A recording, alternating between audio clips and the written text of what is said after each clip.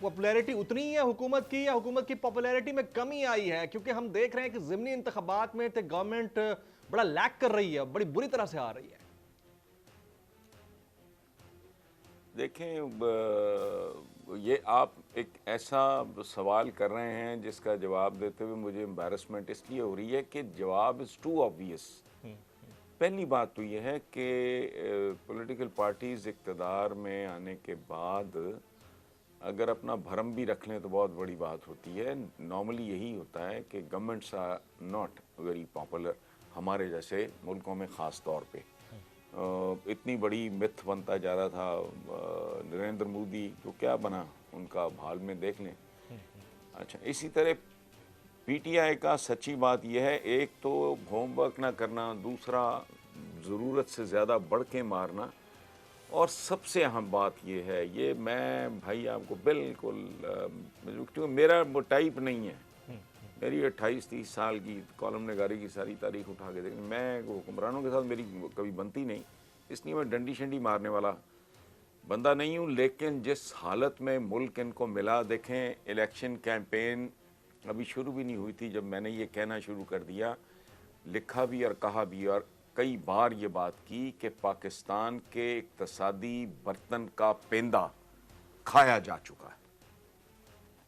گزشتہ الیکشن کی کیمپین شروع ہونے سے پہلے کی بات ہے، جی یہ میں تکرار سے کہتا رہا۔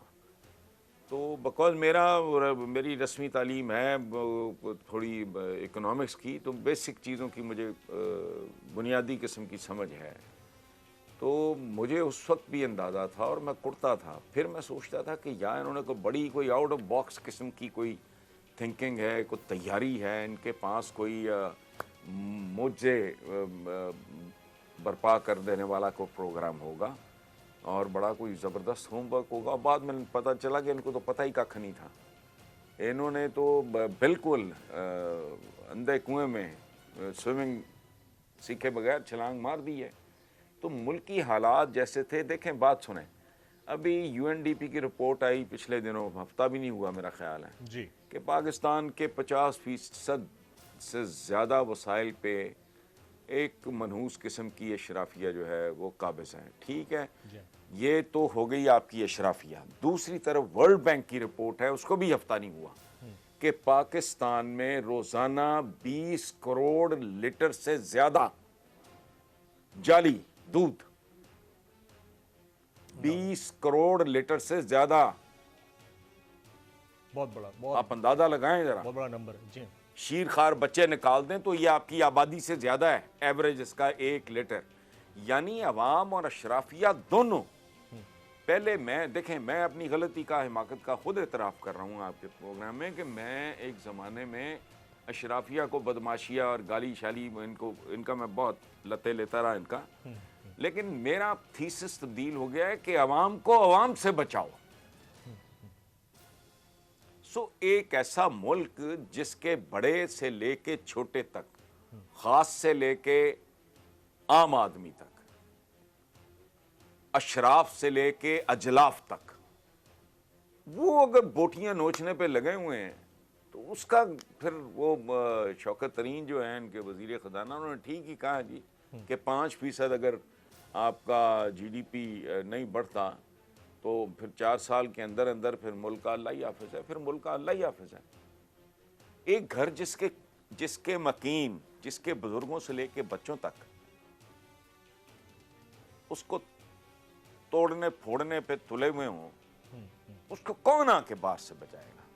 پھر اللہ ہی ہے کو کرم کر دے تو، ادروائز اس میں، اس لیے میں یہ تھوڑا اگر ذمہ داری ہو آدمی میں تھوڑا فہم ہو، تو ان کو بلیم آپ کر سکتے ہو عدم تیاری کا، نا تجربہ کاری کا، بڑک بازی کا۔